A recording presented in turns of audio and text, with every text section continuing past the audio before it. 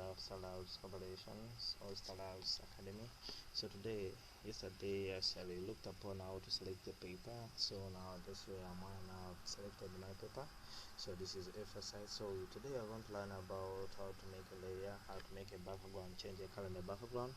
So for that, as we all know, so I want to change the background. So first and foremost, I'll unlock the layer, double click and unlock the layer, then you secure and set OK.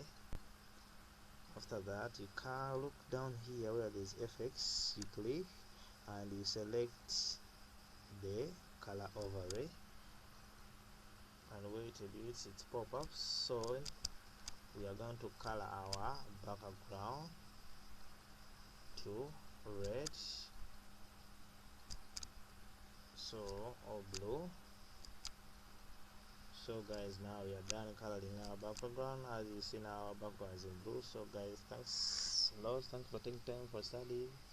So we meet in the next video. This is our activity for today.